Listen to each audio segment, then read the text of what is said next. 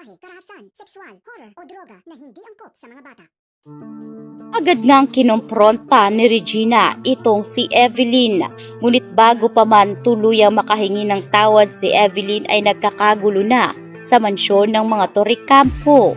Nalaman na kasi ni Regina mula sa kanyang katulong na ang alahas na nakita nga ni itong si Regina sa opisina ni Greg ay para pala dito kay Evelyn. Kaya nabuhay na naman ang galit at puot ni Regina dahil sa mga ginawang kasalanan noon ng kanyang asawang si Greg na pambababae nito at tila kawalang respeto sa kanilang pamilya. Sa pagkakataong ito ay dito na nakatikim ng sampal itong si Evelyn kay Regina.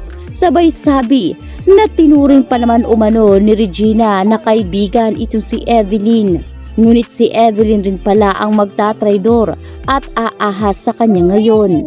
Paulit-ulit ngang humihingi ngayon ng dispensa at patawad itong si Evelyn dahil sa nagawa niya dito kay Regina.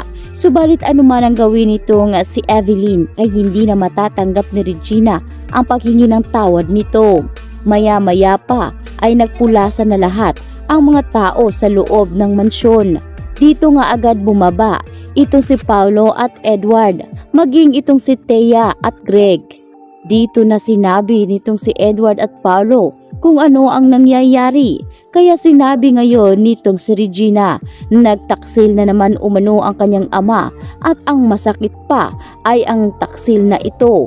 At ang ahas na nagtraidor sa kanya ay walang iba kundi ang ina nitong si Marge. Napayuko na lamang si Marge sa kahihiyan dahil wala rin siyang magawa para ipagtanggol ang ina dahil mali talaga ang ginawa ni Evelyn at Greg. Kaya mismo si Paulo na ang nagtanong dito sa kanyang amang si Greg kung totoo ba. Ngunit hindi nga inaasahan ni Marge at nitong si Evelyn ang magiging sagot nitong si Greg. Sinabi ni Greg na makailang ulit umano niyang iniwasan ang panunukso nitong si Evelyn, ngunit talagang nahamon ang kanyang kahinaan.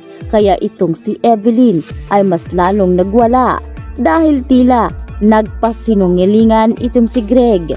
Dito niya binaliktad si Evelyn at sa pagkakataong ito ay hindi na rin naniniwala pa itong si Regina sa mga paliwanag nitong si Greg dahil maraming pagkakataon na nagsinungaling itong si Greg kay Regina dahil alam na ni ritong si Regina ang talagang gawain itong si Greg na pambababae. Kaya naman napilitan na si Marge at itong si Evelyn na umalis na dahil sa kahihiyan at bumalik na sa kanilang kwarto. Dito na ngayon nagpang-aabot si Marge at Paulo. Sinabi ni Paulo at dito niya ipinaliwanag kay Marge na kilalang kilala niya na ang kanyang ama at talagang babaero ito.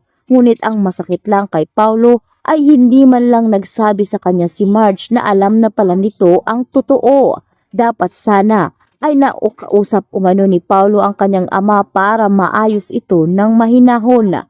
Hindi sa ganitong paraan na malalaman na lamang daw umano ni Paulo na nagkaroon na pala ng alam ang kanyang inang si Regina. Mahal na mahal umano ni Paulo ang kanilang ina, ngunit wala siyang magagawa dahil masyadong kinonsinte ni Marge itong si Evelyn.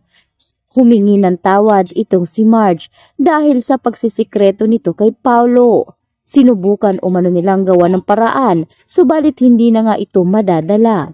Kaya naman dito na umalis itong si Paulo, sabay sabi na wag na lang muna silang mag-usap dahil masyado pang mainit ang sitwasyon. Habang itong si Thea ay tila nagpapapapil na naman dito kay Regina at tila nagsasabi at nagkukunwari siya na talaga namang hindi niya nagustuhan ang nangyari.